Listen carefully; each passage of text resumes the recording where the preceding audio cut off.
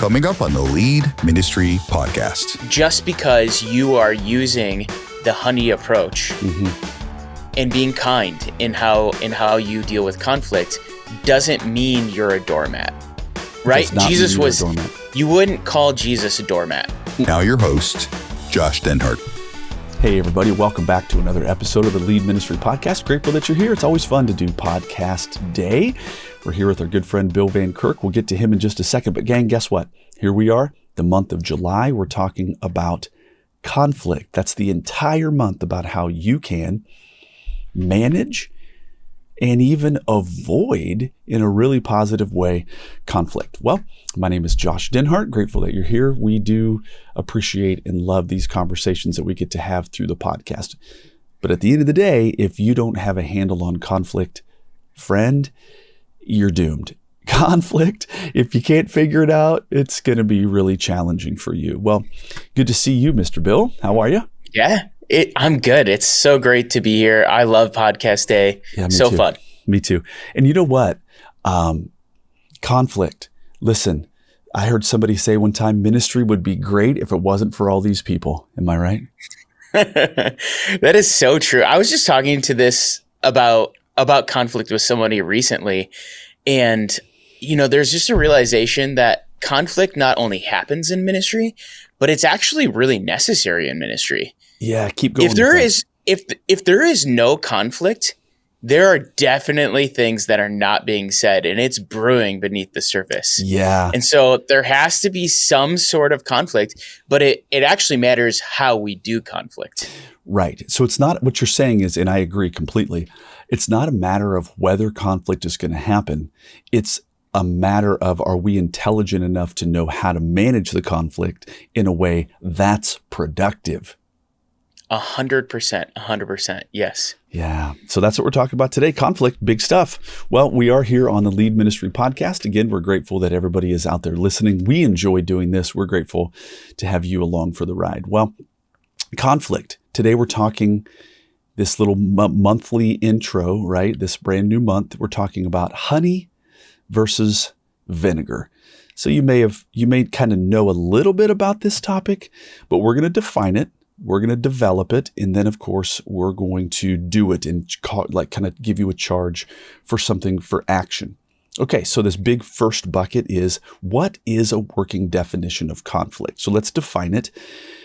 Conflict is a battle, a fight, or a struggle. Another one is a prolonged sense of controversy. Another way to define this is a quarrel. And so in ministry, there have been times where I have had a prolonged sense of controversy with another person, or maybe a quarrel. And it's hard. It's not fun, Bill. No, it's not fun. And it's so ironic we're talking about this right now, because I have multiple areas of conflict right now in ministry. Really? It's not fun at all. But it is part. Listen, I'll put it this way. If you are in ministry and you're experiencing some level of conflict, you're experiencing a good case of the normals. This is not this is not an abnormal thing. And I have known people who were early on in ministry, and they were literally shocked that they were experiencing conflict. And I was like, whoa. Like, you think you stood in a line where everything is going to be, sunshine and rainbows and roses, and like, sorry, let me burst your bubble. This is real people with real issues that happen to be going to heaven. You know what I mean? So yeah, absolutely. Yeah. It's one of those things where I think when you first get into ministry, maybe you have a unrealistic expectation, but you're working with people, you're working with fellow sinners. Yeah. And the reality is that you have to push past that disillusionment you get when you first experience conflict in ministry. And you have to realize this is a good case of the normals, just like you say. It's a good case of the normals. But I'll tell you what, we're not going to get into it today, but I remember my very first big conflict. And it was somebody that I knew really well and had known for years. And simply because I took the position, they took an opposing position. I took the position as the director of children's ministry, and they just were oppositional. I was like, man, these people were formerly my friends. And it was Very, very, very overwhelming. Well, let's talk about some synonyms of conflict. Here we go. Battle, clash, combat, competition, rivalry. How about this? Strife, struggle. We got combat again, contention, and here's another one. Fracas.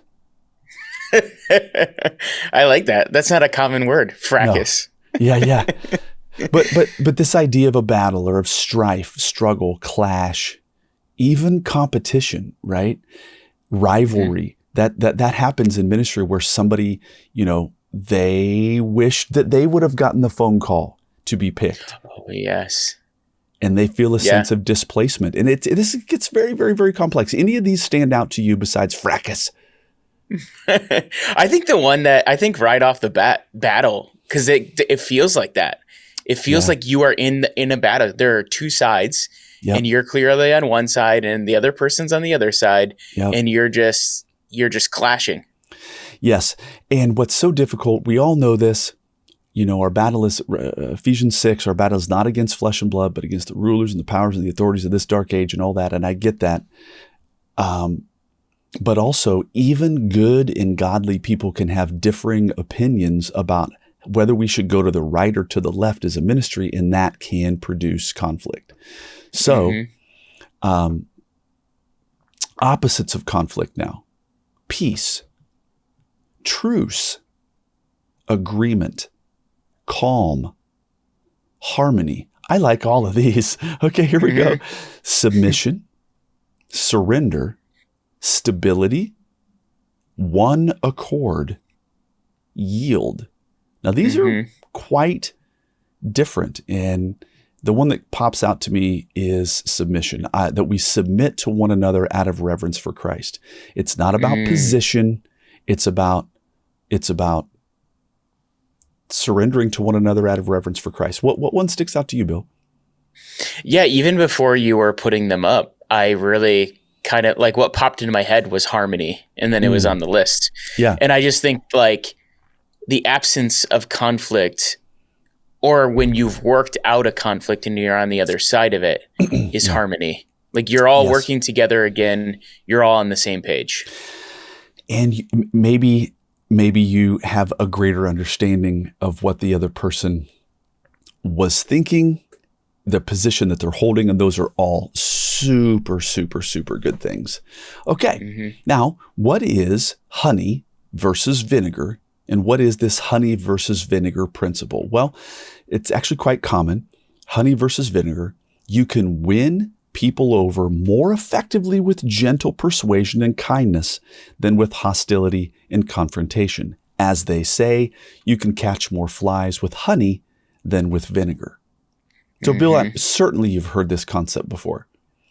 Oh, yeah, a ton. Yes, this is very, very, ubiquitous concept that we all talk about. Honey and vinegar. But this honey approach, you see, it represents kindness, a gentle and positive attitude.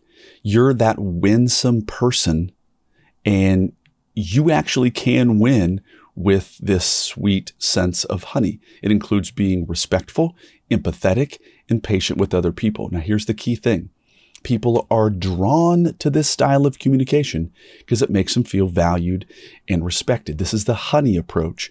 And I'm telling you, good people end up going farther. I get it that sometimes the bad guy tends to win, and that those short-term gains. But honey, I think that it's more kingdom, right? I don't think that being dominant and hardcore.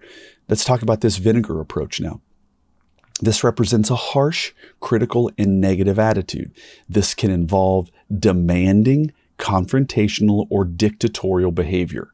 Not a good thing.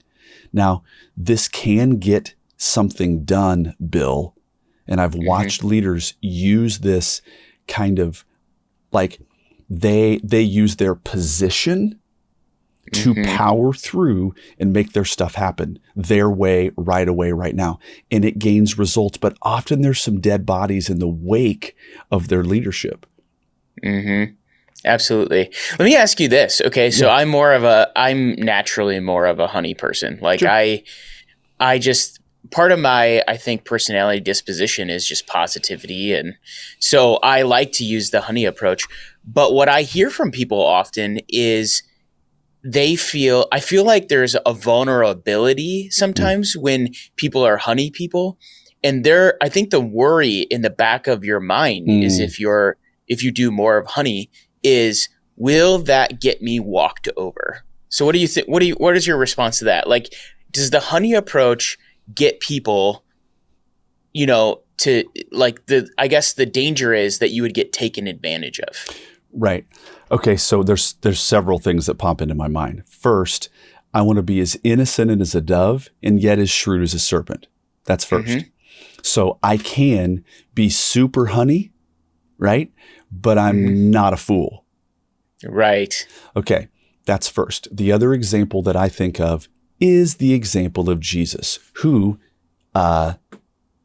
when threatened, did not threaten in return, when reviled, did not revile in return, but kept entrusting himself to him who judges righteously. 1 Peter chapter 2. And so a great example is, now time out for a second. If you want to talk about somebody who had the power, that was Jesus. When he was getting ready to be arrested, he said some words, and the scriptures say people fell over. Mm-hmm. Right? I remember when Pilate was interrogating Jesus, and he said, "Hey, don't you realize that I have the power to set you free or to put you to death?" And Jesus said, "Do you realize that you only have that power because I allow you to have that power?" And he was like, "Oh, snap." Like, yep. I could call down a legion of angels in a nanosecond and all of this would be over. That's power. But he chose to take a different approach and a different road. So it's very challenging. It's very challenging to take the kingdom approach and to follow Jesus's way, as opposed to the way of the Gentiles or the way of the world, which is dominance, run people over, be louder, be hardcore. And I can have that tendency, right? And I have had that tendency in the church. And you might get something done, but it doesn't do you any favors. And your soul is a little stirred and upset. And I've watched leaders who have all of a sudden, under the guise and under the heading of achievement for the kingdom, they actually pull levers that are more Gentile and of this world approach and not kingdom. Yeah. Yeah, and I think that's absolutely correct. I love that you went to Jesus as really the model and the example of this. I think I'm glad that you said it this way, because just because you are using the honey approach and being kind in how you deal with conflict doesn't mean you're a doormat, right? Jesus was a doormat. You wouldn't call Jesus a doormat. No. And this may be a different episode altogether, but my dear wife has done a lot of study and a lot of research on this. And there is an excellent commentary on the passage where Jesus says, if somebody slaps you on the right cheek, offer him up the left. That is not like, hey, do me another, like, thank you, sir, may I have another? You're not asking for more problems. You're not asking for another blow. What happens is when somebody slaps you across the face, you take a step forward and you say, would you actually be willing to do that again? And then in that moment, listen to me now, in a shame-based culture, we don't live in a shame-based culture. Ancient Israeli culture, completely shame-based. And so all of a sudden to say, would you be willing to hit me again? It turns the tables and puts that person on the, oh my word, I can't believe that I literally just did that. In front of the entire crowd of people, the whole crowd is like, oh my word. The guy who just said, would you be willing to hit me again? He just took the upper hand and showcased what a jerk the other guy was. So it wasn't that Jesus was saying, be begging for more punches. Mm-hmm. He was saying, after you get hit, don't hit in return, but say, do you want another one? Do you want to do that again? And the other person is like, whoa, he just showed everybody that I yanked my own pants down and now I'm utterly ashamed that I did that in the first place. So it's a way of not attacking back, but it's a way of putting that person in a position of realization of what the heck they just did. Wow, that's powerful. That's very good. And so it isn't a doormat to go, oh, you hit me. Hit me again. No, it's not taking a double down on getting abused. It's the exact opposite of that. So it's showcasing to somebody else, do you realize the level of disrespect that you just did to me? And it's showcasing to them that disrespect, which causes them to go, dude, I look like a real Batuski here. Yes, absolutely. And that's the way that you get them to see the error of their ways, not by raising my voice, but by pointing out what a shameful thing they just did. So the idea of this vinegar thing, and by the way, I would say, this is the JRV, but don't return vinegar for vinegar, right? Right. Don't return evil for evil, because this vinegar approach, it is more likely to create resistance, frustration, resentment. It is brinksmanship or one-upsmanship, where all of a sudden you're seeking to get your way, but it's with a caustic approach. Okay, I want to take a little hiatus here and talk quickly about the body of Christ. Stick with me. I'm going someplace, because often, Bill, as people who maybe sit at a particular leadership level, we think that we are somehow entitled, or that our position affords us an opportunity to get our way more than other people. And I want to shut that down. So give me a little bit of room. This is a number of passages out of the book of 1 Corinthians chapter 12. It says this: now there are varieties of gifts, but the same Spirit. There are varieties of ministries in the same Lord. There are varieties of effects, but the same God who works all things in all persons. But to each one is given the manifestation of the Spirit for the common good. Stay with me. But now there are many parts, but one body. And I cannot say to the hand, I have no need of you, or again, the head to the feet, I have no need of you. On the contrary, this is my whole point. On the contrary, it is much truer that the parts of the body which seem to be weaker are necessary, and those parts of the body which we consider less honorable, on these we bestow greater honor. So, Bill, there are different members of the body of Christ. Some seem to be more prominent than others, and those who actually seem to be less honorable, or as they say, less seemly. We need to elevate those people in those roles, because let's say the senior pastor who is a speaking role, we don't need to bestow any more honor on him, because that individual already has the honor and they already have like this position of knownness. But what we need to do is go, oh man, that guy who fills the baptism tank, he is completely unknown, and he's going to drain that tank and wipe it out so that it doesn't get mold and mildew and stink bad. Oh, and by the way, he turned on the heater as well, not just fill it. We need to honor him because he doesn't have a position of such knowable honor. Bill, am I making sense? Oh, yeah, that makes total sense. And I loved your example, actually, because I'm friends with the guy who fills our baptism thing. And I love that guy. He's amazing. and he has a job and he has a role for this. I could get emotional. Baptism is such a beautiful thing, right? And he plays a role in that. And so today I want to talk about how we can have some honor with people who are sometimes seemingly less known in the organization. Now, I want to tell this crazy story, Bill, it's called what I call the print shop and learning their story. So I worked at a very large school district, and that school district was large enough that we had a centralized print shop, meaning that all print orders, like if you wanted worksheets printed, we had a department for that.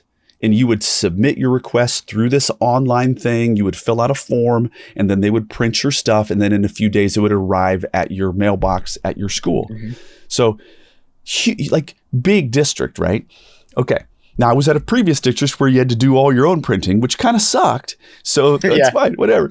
So now there was like this person or these people, there were two of them. And it was just a mystery, right? You would fill out this form, and then behold, like magic, it would just appear. And every once in a while, there would be a mistake. And then you would maybe have to get a hold of the print department or whatever. And so one day I just thought, who are these people?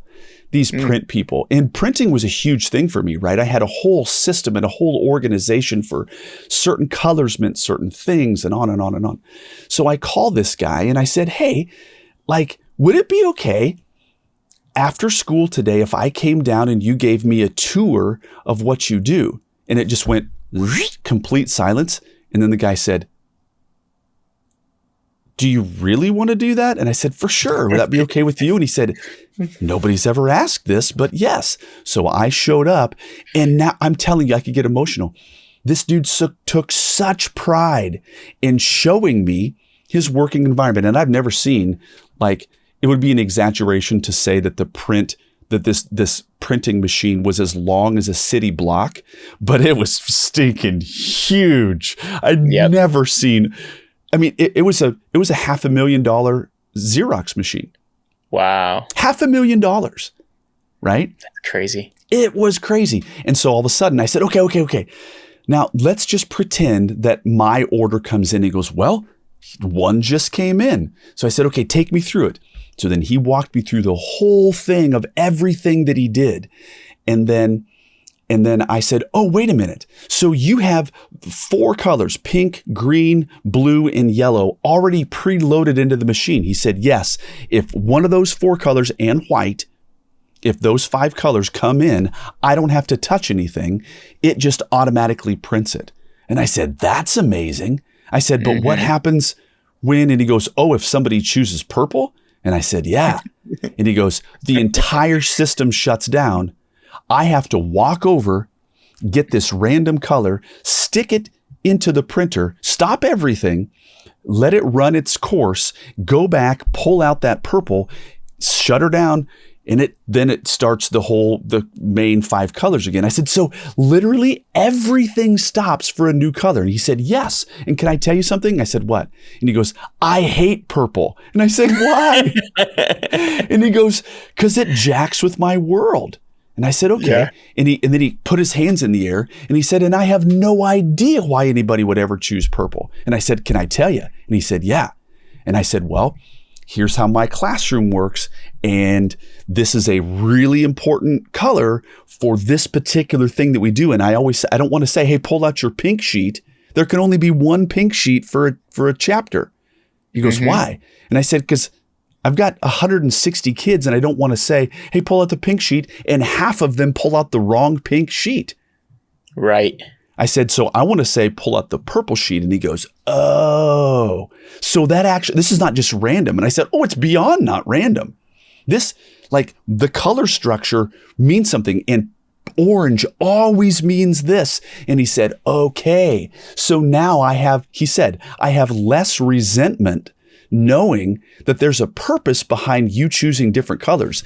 I said, that's awesome. But then I said to him, now, when I click that little button that says 3-hole punch, what happens? And he goes, well, here's one right here. So he grabbed a stack of papers, Bill, took it over to a physical drill press, lined it up, and then had to turn it on and then pull No down way. and then do 3. And I said, you mean the paper doesn't come already 3-hole punched, or it doesn't get punched in this $500,000 machine? He said, no, that is me physically pulling down an arm and drilling 3 holes. And I said, can I tell you something? He goes, what? And I said, I will never order 3-hole punch ever again. If a kid wants their holes punched, punch it on your own, bucko. And I said, because I know what that means to you, I'll never do that again. I spent like an hour and 10 minutes at this print shop, and this person became a friend, and I knew about their world. They now knew about my world, and we, as members of an organization, were far better because we had communication. Does that make sense? Yes, I love this story.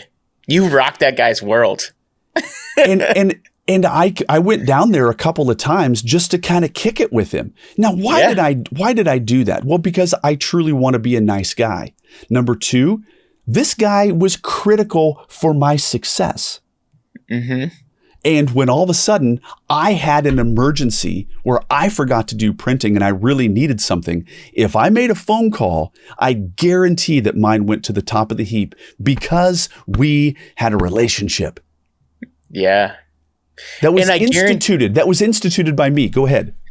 Yeah. Well, and I guarantee you that the next time that individual got to a purple, he thought, Josh Denhart.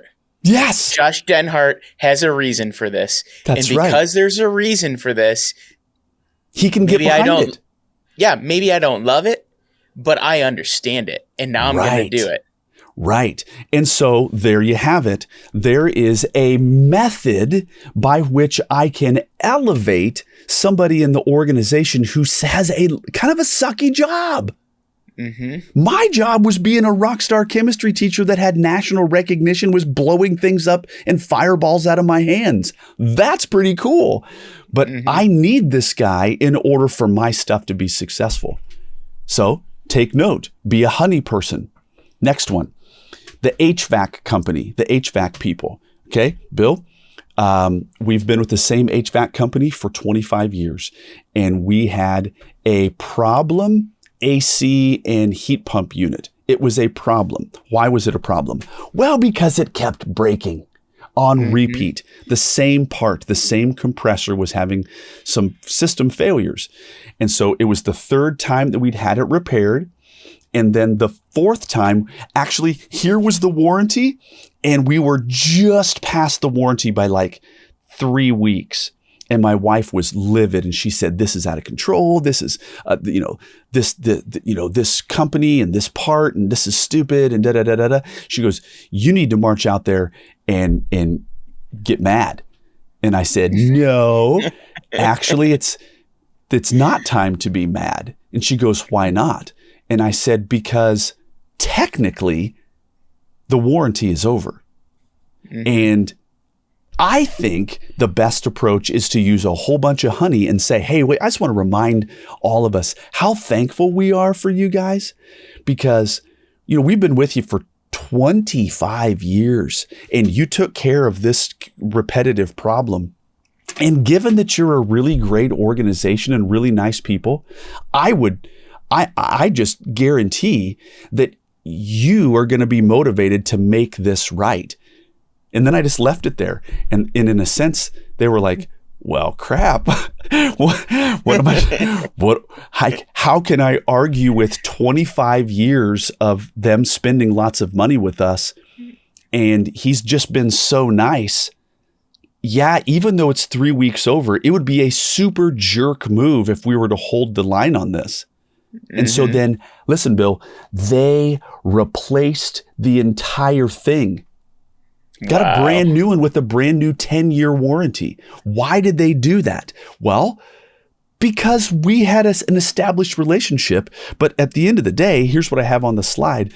The nuclear option is the last resort. I don't want to blow these people up, because if I blow them up, I've got nowhere else to go.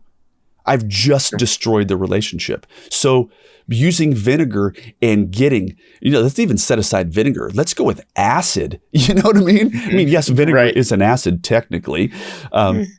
But the nuclear option is the last thing you want. You want to use kindness. Am I right? Mm-hmm. But it's oh so tempting to go nuclear. It really is. Yeah. I'm sure there's a part of you when that unit failed the final time. Fourth time. You found out that it was 3 weeks past the warranty. You were like, there is a part of you that goes nuclear option. For sure. And not to mention I'm being like goaded with a hot poker by my wife. Get out there and be mean. Now, my wife is not a mean person. So if she's listening to this, I'm not saying that, but she just had enough. You follow me? Yeah. Yeah, totally understandable. Which then leads me to our next one, which is the bank teller. Now, this is my classic example because I'm just super nice to these people, right? Mm-hmm. But all of a sudden, the guy in front of me walks up and he's like, what the heck is this? Maybe he uses a swear word and he elevates his voice and the other tellers are now looking like, ooh, we got drama on line 3. You know what I mean? And he's like, yep. What the heck is this overage? I have money in my other account, but this is a $65 overdraft. And the lady said, oh, sir, I'm so sorry. It's outside of my control. And he's like, this is da-da-ba-da-da-da-da. And then he gets charged $65. And then I walk up and I'm like, hey, I just want to let you know, silly me, okay? I'm so at fault here. Did the wrong thing. You know, I'm at your mercy. You know what I mean? Even though we have this other money in this other account, it's on me. And, you know, I got to be honest. It was a busy week. It was this, it was that. Is there any way that you could have mercy on me? Because I really don't want to pay a $65 overage and my wife is basically going to kill me because this is my fault. Is there any way you can help me? She looks to the left, she looks to the right, and she said, sir, for you, yes. Dink, one button, it's erased. I love that. That's amazing. So, hello? Vinegar? No, that's stupid. Honey. Mm-hmm. And so whether it's your office manager at your church, whether it's the finance person, whether it's the front office person, whether it's the person who does the maintenance, like be kind to the unseemly members. Okay, last one. This one here is a recent story. It will go without names. I will try to be as anonymous as possible with this, but this is called the property manager, flowers versus freakout. Now, Bill, this is a very special story to me because my daughter moved out to Las Vegas to her schooling, and she's staying in this apartment with some other girls. And there are a couple of things. Now, work with me now. My daughter's 18 years old. She's super cute. Whatever she touches turns to gold, but she's in Las stinking Vegas. Not my favorite place for her to be. Can I just be honest about that? Yeah, absolutely. Okay. And so there was a couple of security things that this whole place, we're paying a lot of money for her to be at this apartment. And they were just touting how super, you know, secure it was. And lo and behold, there was a couple of like this one door has no security whatsoever. And they're claiming that it does. And so now, just stick with me. Another individual who was not related to our family, they felt that the best move was to go to the property manager and flip out. Loud, demanding, showcasing what the website says about security and just excoriating this person. Mm-hmm. And they didn't do anything. And so then I come in and I say, hey, we're in this place. And literally the lady goes, oh, she pulls back and she goes, are you with? And she named some other people. And I said, well, they're in that apartment as well. But hey, just listen, I just wanted to say, listen, I'm just a dad. You know what I mean? I'm just a dad. And I'm just trying to do my dad job. You know what I mean? I live 25 hours of driving away. And so I'm just seeking to understand here. And I ended up finding out that this office lady was from New York City. Oh, what borough? Oh, you're from Brooklyn? We usually go out and stay in the Bronx. Oh, Have you ever done this? So now we're making friendship. And then all of a sudden I go, do you have any kids? And she does. And I said, well, so we're making friends. And so then as we're out with my daughter, we said, sweetheart, here's how you win at this. We're going to go get flowers and you're going to bring flowers to this lady for no other reason because it's just kind. And you're going to make a friend of this person because she holds all the keys. This is not manipulation, though it could be.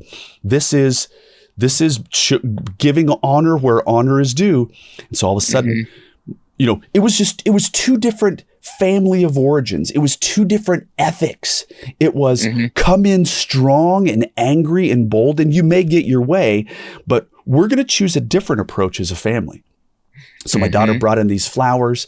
The lady was flipped out in a positive way, took a selfie with my daughter, showed her grandkid pictures. And so now they're friends. And so when my daughter walks in, she's like, oh my word, it's Mariah, and wants to, she feels endured to my daughter, as opposed to maybe another set of individuals who walks in and she's like, oh, my anxiety just peaked because they're here to kill me. Big difference, Bill. Huge difference. Yeah. And the crazy thing is that because you and Mariah really invested in that'll pay dividends for a long, long time. That's exactly right. And so my daughter the other day sent me a text or a snap or something like that. I have Snapchat for two people, her and my brother-in-law. That's it, right? So she sends me a snap and she said, hey, just spent an hour and a half, me and my other roommate, just shooting the breeze with this lady. And she, they're friends with her now. Okay. So question, who needs your kindness? A needy volunteer? The front office person, the maintenance staff at your church? Do extra, be kind. It's not about manipulation. It's about having people be seen and having other people be able to have an opportunity and a platform to tell their story. People want to be known. So as we close out, let's lead with honey. How do you do that? Well, leaders who use honey, They do that by encouraging and inspiring team members more. They're more effective than those who use the vinegar method of intimidation and fear. Intimidation and fear will get you someplace, but encouragement and inspiration gets you further. Bill, this idea of persuasion, you are more likely to convince somebody to agree with you if you use a friendly tone rather than insults or demands. So, this is the conflict month. We're talking about conflict and how to be better at it. You can avoid a ton of conflict if you're just not a jerk. I've known people in a ministry context where I'm like, you're just simply unchristlike. Now, I've been that guy before. Trust me, I'm not innocent of this. But a friendly tone goes a long way. As it relates to management, a leader who encourages and uses positivity to motivate a subordinate to motivate that subordinate to learn is more effective than using threats or punishment. It just gets you farther. Instead of becoming defensive or attacking, choose a courteous and civil tone, and that can de-escalate tension and lead to a better outcome. This is tough. And it is not checkers. It is emotional chess. Absolutely.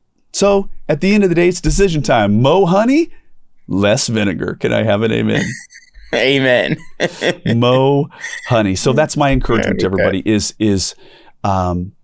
and by the way, this needs to be something that's consistent, not all of a sudden so unbelievably out of character where they're like, oh, well, this person who is all the time a jerk is now super sweet.